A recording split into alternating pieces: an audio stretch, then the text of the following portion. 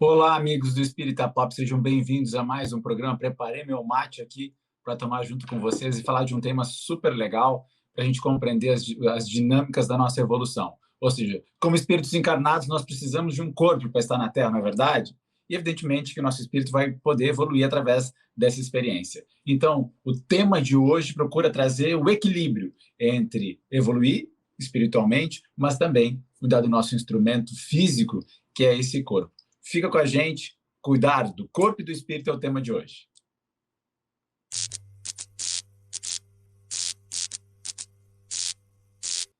Seguimos com o nosso mate gaúcho aqui, ligando o Brasil gigantesco, continental, e nós estamos direto de Brasília para o mundo todo, mas eu estou aqui em Torres, no Rio Grande do Sul, e nós vamos falar de um tema que une muitos brasileiros, né? A nossa ancestralidade está muito ligada em alguns aspectos corporais, sobretudo pela influência indígena que nós temos em nossos hábitos, banhos diários, certos cuidados, certos tipos de atividades esportivas, enfim, a gente tem essa característica e a gente incrementou as músicas para fazer com que a gente possa se mexer também em todo esse contexto. Mas há quem ache que, para poder evoluir, teria que negligenciar todos os aspectos da vida material, da vida corporal, seriam os ascetas. Nós vamos ver isso lá no Evangelho segundo o Espiritismo. O Espírito George vai falar isso de forma muito legal, lá no capítulo 17, gente. Sede perfeitos. Olha que interessante. Quando vai falar de perfeição, vai falar de equilíbrio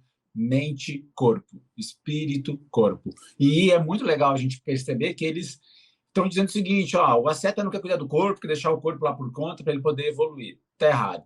O materialista quer negar a alma, não quer ter compreensão sobre as necessidades da alma, né? A necessidade de fazer com que a gente tome cuidado com as nossas escolhas, com os nossos princípios, porque isso não impacte negativamente a vida das pessoas e, sobretudo, e por correlação, impactar também a nossa. Então, errados também. E aí tem aqueles que são os indiferentes, vamos dizer que aqueles que amam de forma tíbia, que não conseguem fruir prazer. Mas olha que legal que ele está preocupado aqui, o Espírito George. Eu achei tão bacana que eles vão dizer, né, que para a gente poder se divertir, a gente vai precisar de um corpo bom. Ou seja, para que essa prisioneira viva, a alma, né, divirta-se e conceba mesmo as ilusões da liberdade, o corpo deve estar são, disposto e vigoroso. Olha que interessante, né, gente? A necessidade da gente construir esse equilíbrio e para que a gente possa ter as nossas aptidões desenvolvidas, mas também as nossas necessidades, que são diferentes em cada caso. E aí eu vejo muita gente passando mal, muitas vezes. Esses dias eu vi um post de uma amiga da Thay, e aí dizia o seguinte, que tem muita gente depressiva aí que é falta de exercício de vitamina. É uma grande verdade, gente. Eu já estive com pouca vitamina, já não esteve? Quem é que de nós aqui não teve uma anemia, não teve ali uma vitamina B meio baixa? Ou seja, a gente muitas vezes para de se cuidar, tem algum tipo de alimentação errada e aí afeta a manifestação do nosso espírito e nosso corpo. A gente dá uma harmonizada química, a gente consegue ter benefícios também na área espiritual. E a gente pode juntar um outro aspecto importante que pode dinamizar o nosso corpo como um todo também, equilibrando nossos centros de força, como diz André Luiz, e que na medicina oriental é tratado como chakra. A gente entende que são a mesma coisa, com formas diferentes de se dizer, também através do passe espírita, quando a gente vai na casa espírita, através das atividades beneficentes, onde nós recebemos o amparo daqueles benfeitores vinculados àquele trabalho assistencial, também dos próprios beneficiados, todos têm seu anjo da guarda, e muitos vêm nos atender. Isso vai harmonizando os nossos centros de forças espirituais, vai limpando os miasmas do nosso perispírito, que nós podemos ver lá no Livro dos Espíritos, é a união do corpo e do espírito. Ou seja, nós temos uma espécie de corpo material. E isso é muito importante a gente entender também.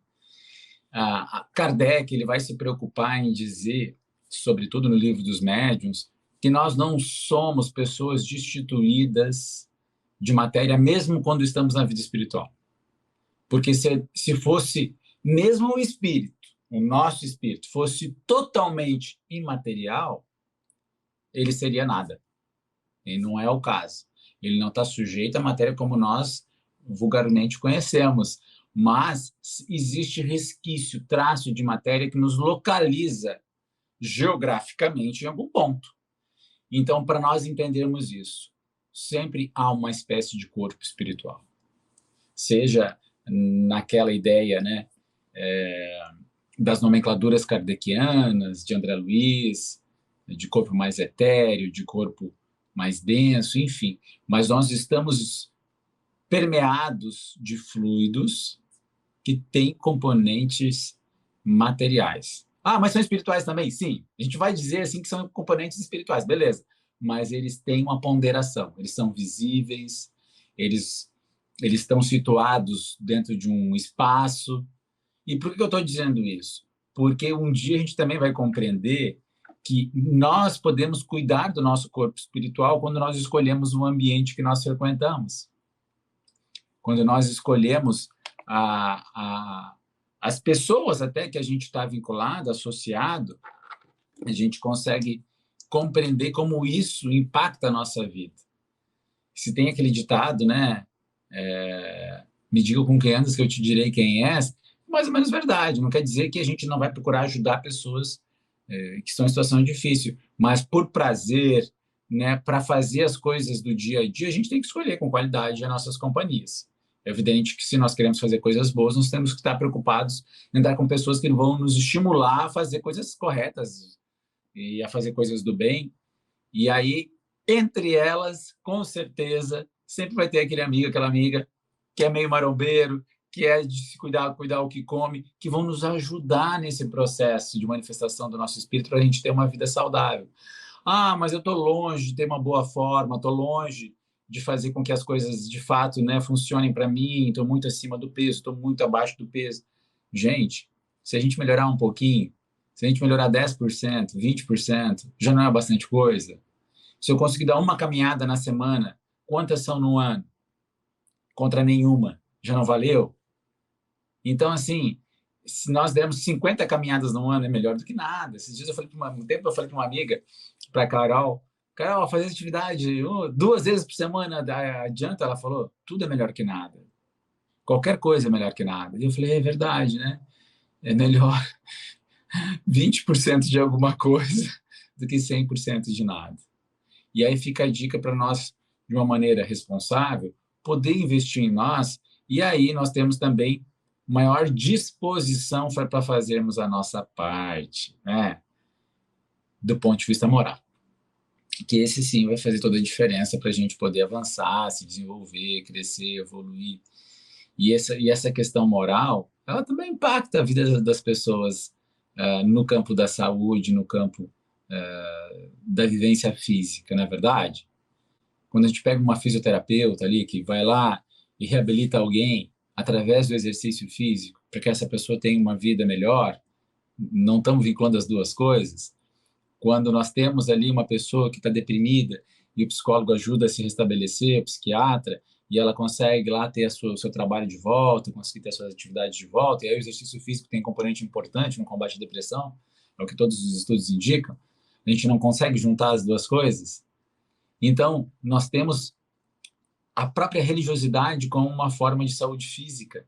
Estudos do professor Alexander Moreira, que é da Universidade Federal de Juiz de Fora, tive o prazer de conhecê-lo, e ele vai apresentar artigo científico, mais de 900, uma revisão de artigos, né? Uma revisão bibliográfica dessa questão da espiritualidade, por exemplo, influenciando a saúde. São 900 artigos que ele pesquisou, mostrando que frequência religiosa semanal numa religiosidade positiva, ou seja, que não tem aqueles processos de castração clássicos, assim, né, de violência, religiões mais amenas, a religiosidade mais positiva, gera benefícios em quase todas. Não é para ser aquela religiosidade fanática, né, gente, que Enfim, vocês entenderam, né? Não vou entrar em detalhes aqui. Mas vamos lá. A gente tem uma oportunidade de fazer a diferença. E às vezes a diferença começa com o hábito. E o hábito, ele começa, ele estrutura a nossa disciplina. Ele impacta positivamente todos os nossos movimentos. E quando se torna hábito, não se torna tão sofrido. Não é assim que funciona? Então, e aí o Espírito Jorge vai dizer o seguinte, que não é para judiar do corpo, não é para macerar o corpo, né? Mas a gente tem que aprender a dominar, até, ele usa uma palavra forte, né? Até humilhar o nosso espírito para que ele se torne dócil, ou seja, a humildade é um processo muito importante que a gente pode utilizar para desenvolver o nosso, para fazer uma evolução espiritual real, gente, real, capaz de modificar os quadros da nossa existência e fazer com que a gente aproveite essa encarnação para dizer assim, bah, eu vim, consegui fazer a minha parte, consegui fazer o que eu tinha me comprometido, eu estou voltando para o plano espiritual agora, pá, em condições melhores do que eu cheguei, que bênção, que paz, e agora eu vou ter mais alegria, mais felicidade, vou ter mais recursos espirituais e morais para poder fazer mais pelas pessoas que eu amo. Pá, show de bola, sabe? Tá nas nossas mãos, tá nas nossas mãos. Só que se a gente furar os pneus do nosso carro, a gente não vai chegar a lugar nenhum, né? Então, o nosso corpo é esse carro que está preparado para fazer do seu jeito as atividades. Tem gente que é um ônibus, né? Tem gente que é um tanque de guerra, tem gente que é um carro de Fórmula 1. Então, não é todas as coisas que nós vamos poder fazer juntos, mas cada um é bom naquilo que veio, da forma que veio. Vai ter qualidades diferentes de fazer as coisas, e essa diversidade é fundamental para a gente compreender que a gente vai dar o nosso melhor como nós somos. E eu acredito que esse é o grande segredo do processo evolutivo. Não é a gente pegar só os outros como uma referência inatingível, tanto espiritual como física, né? Não, é a gente, a nossa referência ali mais perto, e a gente vai ser a nossa melhor versão. Eu estou matriculado nisso, com muitas dificuldades de ter disciplina, de tudo, mas a gente não desiste nunca. A gente é brasileiro, não desiste nunca. E é aí que está o bacana dessa ideia, né? É um compromisso ad eterno, de evoluir, de melhorar, de se desenvolver, de buscar ter uma vida um pouquinho melhor, mais saudável, de ter uma alimentação compatível com os nossos princípios. E hoje a gente tem assim a ciência nos dando de bandeja muitas coisas, tanto que a pessoa pode consultar um nutricionista, enfim, até tem muitos nutricionistas falando aí no próprio YouTube, por exemplo, dando dicas bem legais que não vão comprometer a nossa vida em nada, né? Mas claro, sempre conveniente consultar os profissionais da área que podem fazer com que a gente então manifeste de uma maneira melhor a nossa vivência cristã. E olha que legal, né? Porque essa preocupação, a preocupação também de Tiago, quando ele vai dizer que a fé sem obras é morta, ele vai dizer o seguinte: como é que a pessoa que está com fome, com frio, vai poder pregar e ficar bem? Estou falando com as minhas palavras aqui. Epístola de Tiago, número 2, gente. Vai lá e olha, porque é lindo demais. Tiago vai dizer o seguinte: a pessoa está com fome, não vai conseguir lidar bem com as questões espirituais, não vai conseguir